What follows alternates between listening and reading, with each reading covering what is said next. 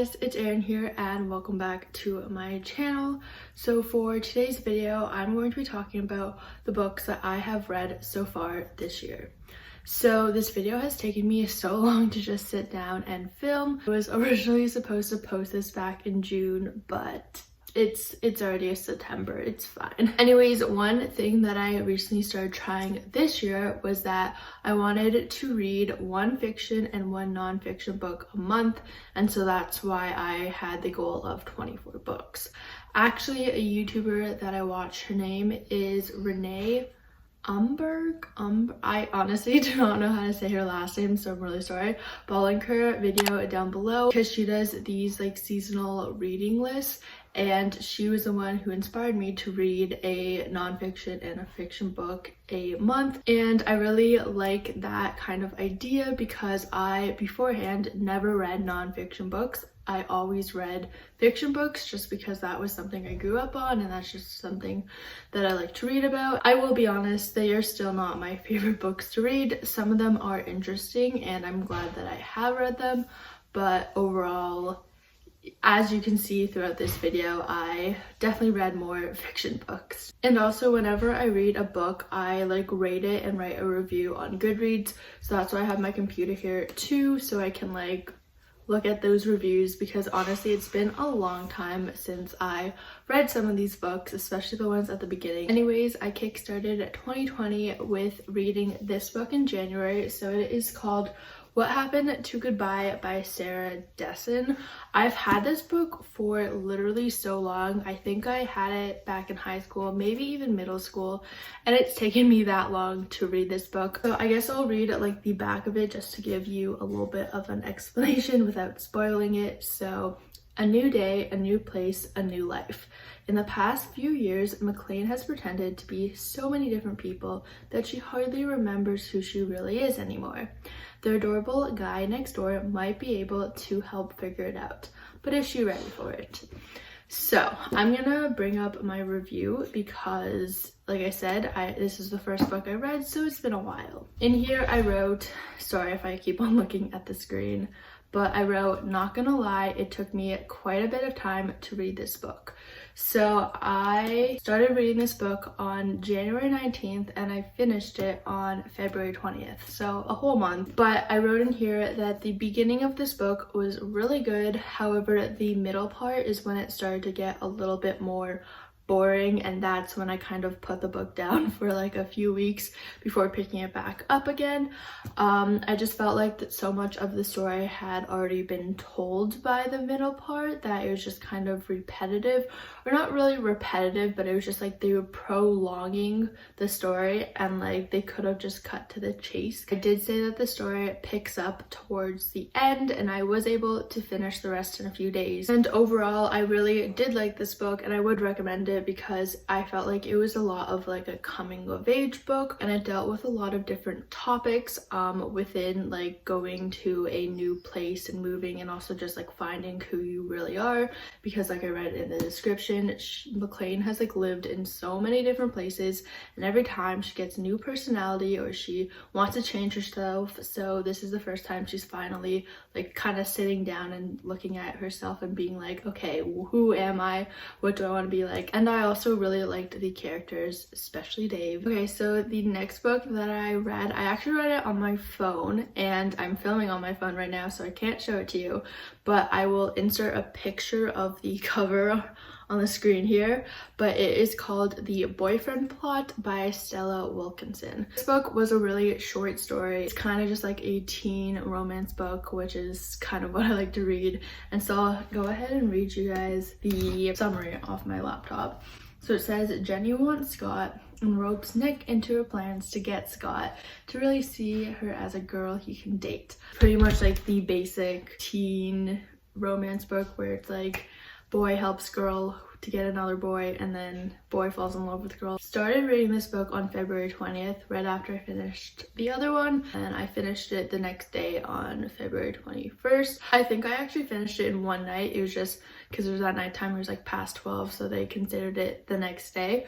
But what I wrote for this one is, This wasn't a bad book considering that I read it in one night. It was short and sweet, although nothing amazing. I found some parts to be cliche and I rolled my eyes from time to time as I read it, but honestly, I live for these types of books. One thing I didn't like though was that since they had both a point of view from Nick and oh my god, what's the girl's name? Nick and Jenny's point of view, I thought that like Nick's part was kind of repetitive because it would be pretty much the same things that Jenny had mentioned. The next book that I read was a non-fiction book, which was Steve Jobs by Walter Isaacson. So I started this book on February 20th and then I finished it on May 3rd. So it literally took me forever to read this book. But overall, I did really like it. I thought it was super interesting. And if you know me, I'm a huge Apple fan. I have a lot of Apple products and it's just something that I've always liked. So I have written spoiler alert on this review because I used a quote from the book, but it's not really that big of a spoiler alert. But if you still want to skip it, then you can skip to here. But anyways, I wrote, not gonna lie, it took me just under 3 months to finish this book, but I'm glad I did it. Something that really resonated to me from this book is this quote, which I'll read verbatim. Anyways, it just says, I hate it when people call themselves entrepreneurs when what they're really trying to do is launch a startup and then sell or go public so they can cash in and move on. They're unwilling to do the work it takes to build a real company, which is the hardest work in business. That's how you really make a contribution and add to the legacy of those who went before you. You create a company to last, not just to make money. That's what I want Apple to be. So I really like that quote because I never looked at it from that perspective in terms of like some people, all they want to do is build this huge company so they can cash in and be millionaires. But what Steve Jobs wanted Apple to be was this company that made things that like were good quality, that would last, and that would be very beneficial, which is kind of funny because now Apple is building things that don't last a long time, but anyways, I continued by saying that Steve Jobs was disliked for being insensitive and saying things how they were. However, after reading this book, it did make me realize that this was a really important personality trait for him because being blunt, he was able to get things done and achieve things that no one else could. And so I thought that he was truly inspiring, and for that, he will forever be a genius. So that was my little review. I think that it's a really good book if you are interested in Apple or also just interested in how it started up and came to be. And also like Steve Jobs in general, he wasn't just Apple, he was also a part of Pixar, and there's a lot more to his story that I didn't know. The next book that I picked up was a fiction book and it is called Windfall by Jennifer E. Smith. So I actually saw this book all over Goodreads, and for the longest time I did want to read it because it did sound very interesting, but I never went ahead and actually like purchased it. So I finally did, and let me go to, I think it's honestly easier just to read it off of my computer. The summary for this is that Alice doesn't believe in luck, at least not the good kind. But she does believe in love, and for some time now, she's been pinning for her best friend Teddy on his 18th birthday. Just when it seems they might be on the brink of something, she buys him a lottery ticket on a lark. To their astonishment, he wins $140 million. And in that instant, everything changes, as it should. Through it all, Teddy and Alice have leaned on each other, but now they negotiate the ripple effects of Teddy's newfound wealth. A gulf opens between them, and soon the money starts to feel like more of a curse than a windfall. So I really like this book just off the bat. I started reading it on March 26th and I finished it on March 27th. And the other book I read in one night. It was a short story, so it didn't take long to read. This book was a little bit longer, and so you know I like it when I read it in 1 day or 2 days. Anyways, I'm gonna read the review that I wrote. So I said, I was happy with this purchase and finished it in a day. I actually really like the main character. She was believable and I liked her story. I also liked the friendship between her, Leo, and Teddy. It was a really cute book and I liked the concept of it. There are times when I was shaking my head off at Teddy, but overall it was pretty good. If you like the kind of like teen fiction, a little bit of romance books, then I totally would recommend this one. I thought it was cute and I really like the concept because I personally have never seen a book about like this specific concept. There obviously could be and I just haven't come across it, but I thought it was a little bit of a different like take on like the best friend romance books. It's just like a different situation. I need to like pick up these reviews because like this is literally taking me forever. So anyways, the next book that I picked up was this one and it is called Talk Money to Me by keehn. It says save well, spend some, and feel good about your money. So if you guys don't know, I am really into like saving and just like money in general, and like not totally investments because I'm still learning more about it, but I'm like interested in the idea, and as I'm like getting older, wanting to educate myself more on money and everything like that. So I'll read the back of it. No matter your age, salary, or social or relationship status, money is an important part of your life. So why doesn't anyone ever talk about it? In this handy guide, keehn will answer your most burning questions about money so you can gain control of your debt, learn to save for the future, have a life, feel good about money, all at the same time. And by reading this book, you'll learn about like building good credit, about TFSA and RESP, which are Canadian things. So we're gonna look at the review. I started reading this book on May 3rd and then I finished reading it on May 6th. So I read it pretty fast. I said that this was a quick and easy book to learn more about spending, saving, and feeling good about your money. Anyways, as a young adult, I found it very important for me to grasp these concepts to avoid becoming victim to debt and money struggles like many people unfortunately do. And then I said, with that being said, although this book was very informative, I did find parts of it to be a little bit uninteresting, and it was harder for me to read as it didn't relate to me right now, especially towards the end when they started talking about like mortgages and being a parent. However, I will say that it was beneficial for me to read as eventually it will be relevant and I want to be prepared for when that day comes. The next book that I picked up was All the Bright Places by Jennifer Niven. Again, I'm really sorry if I mispronounce any of these names, but this book was super popular. I think I got this book back in high school too, so I've had it for some time now, and it says soon to be a major motion picture. It already is one on Netflix. I wanted to read this book before I watched the movie, and so that's ultimately why I picked it up. I guess I'll read the back first. So it says, Theodore Finch is fascinated by death. Every day he thinks of ways he might die, but every day he also searches and manages to find something to keep him here and alive and awake. Violet Markey lives for the future, counting the days until graduation when she can escape her small Indiana town and her arching grief in the wake of her sister's death. When Finch and Violet meet on a ledge of the bell tower at school, 6 stories above the ground, it's unclear who saves whom. But as Violet's world grows, Finch's begins to shrink. So I'm gonna be honest, I didn't really like this book that much. I started reading this book on May 6th and I finished it on May 23rd. So it did take me a little bit of time, but not too long. Anyways, my review. So when I first started reading this book, I was hooked. I think I'm like this with every book though, because I'm interested in learning about the characters and their story. Midway through though, I had to put the book down for a while because I had lost interest. Not gonna lie, I kind of had to force myself to finish the book. I will admit though that towards the end it got more interesting.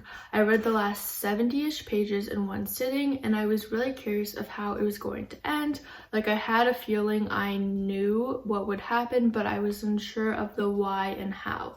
The only reason I gave this book 3 stars instead of 4 is because it didn't make me cry.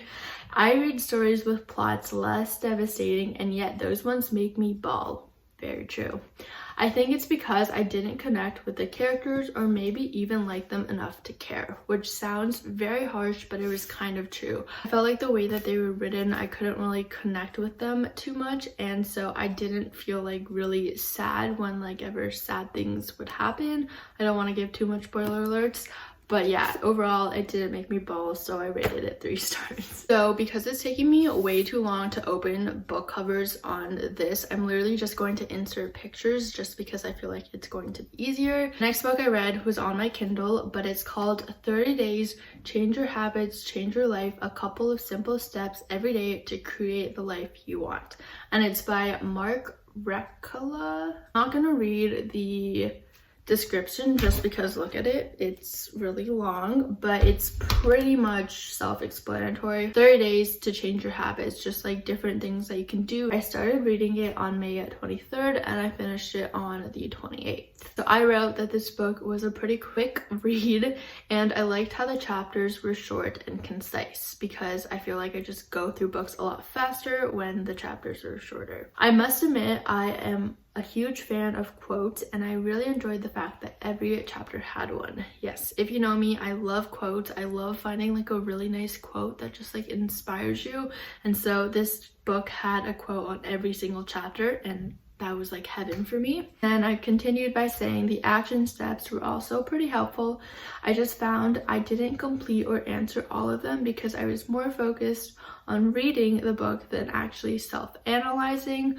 I know not the best idea, but it's a good book to kind of help point you in the right direction on changing your habits, or also just developing habits that are really good for you. It's more of a self-motivation book. So the next book that I read was another non-fiction book, and this one is called Beat the Bank, and it's by Larry Bates. My brother actually bought this book for me for my birthday because, like I said, I was very interested in reading more about like money and investing, and my brother works in like financial stuff, and so I was asking him about investing, and so he got this book for me to kind of learn more. So it says, you work hard, you sacrifice to save, you risk your money in the market over your working lifetime, and you trust the bank to treat you fairly. But the bank strips away half of your lifetime investment returns in fees. Without realizing it, millions of Canadians are in precisely this position. So this is a Canadian book. It's just about investing and different things. And honestly, I really thought that this was very interesting. I learned a lot that I didn't know. And I will say it did get a little bit like technical towards the end, so I kind of lost a little bit of interest. Started reading it on May 28th and then finished it on June 25th, so it did take me quite a few days to read, just because, like I said, the end was a little bit more technical and harder to read. I wrote that when I first started reading this book, I was hooked. I didn't know much about investing, and I was determined to expand my knowledge. I thought this book was very informative, and it was interesting to learn about the do's and don'ts when it comes to Canadian investing. The only problem is I lost interest about 3/4 of the way through, and it took me almost a month to finish it. Nonetheless, I still found this to be a great book that taught me a lot about simply successful investing. So the next book that I read was this one, and it is called If I Could Turn Back Time by Beth Harbison. 37-year-old Rami Phillips has led a very successful life. She made her fortune, and now she harbon, I don't even know how to say that, with a very rich and occasionally the semi-famous. She enjoys luxuries she only dreamed of as a middle-class kid growing up in Pontomac, Maryland. But despite it all, she can't ignore the fact that she isn't necessarily happy. I'm not going to read too much here because it's really long, but long story short, she goes with her friends on a boat for her, I think, 38th birthday.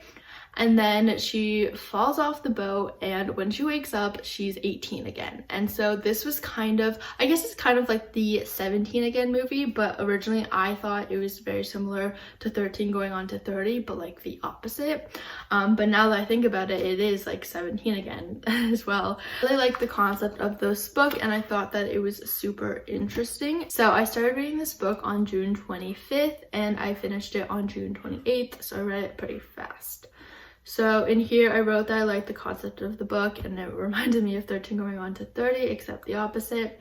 and I thought the main character Rami was nicely written and relatable. I read the book pretty fast because I wanted to know what would happen with her, although I must admit that in the middle of the story it was a little bit drawn out and boring. Anyways, nonetheless, it was a fun read and I liked the ending. So the last few books I actually read on my Kindle, so again I will insert a picture of the cover here. So this book is called One of Us is Lying, and it's by Keehn mcmanus. Anyways, oh guys, I loved this book. So one Monday afternoon, 5 students at Bayview High walk into detention. So we got Brown the Brain, Addie the Beauty, Nate the Criminal, Cooper the Athlete, and Simon the Outcast. Only Simon never makes it out of that classroom. But before the end of detention, Simon's dead, and according to investigators, his death wasn't an accident. On Monday he died, but on Tuesday he planned to post juicy reveals about all 4 of his high-profile classmates, which makes all 4 of them suspects. Everyone has a secret, right? What really matters is how far you would go to protect them. So like I said, I really like this book. I started reading this book on July 12th and I finished it on July 13th. So again, you know I like a book when I finish it super fast. So I usually don't read a lot of murder mysteries, but I really liked this one. I guess the fact that it was also young adult helped, considering that it is usually my go-to genre. Anyways, I finished this book in 2 days because I was so hooked on finding out who had done it. I must admit, I had a feeling it was going to be the person about midway through, but nonetheless, it was a great plot twist. Another thing I really liked were the characters. They started off super stereotypical, but really grew and developed throughout the book. Overall, I would definitely recommend this book. The next book that I picked up was called The Minimalist Budget, and it's by Simeon, lindstrom.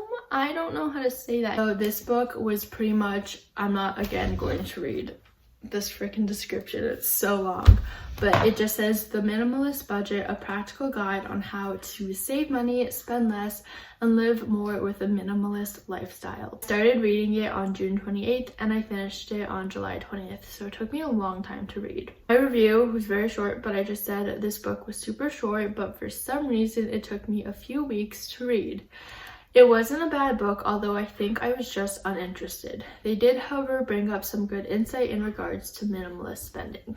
Very broad, basic review. Again, if you want to know more about like spending and stuff like that, it's not a bad book. It's just not something I would totally recommend, or maybe I just wasn't like into it when I was reading it, and so it took me longer to read. I don't know. This book I was so excited for because it actually came out this year, and I originally saw it at the beginning before it came out, and so I was anticipating for it to come out because I was very interested in it.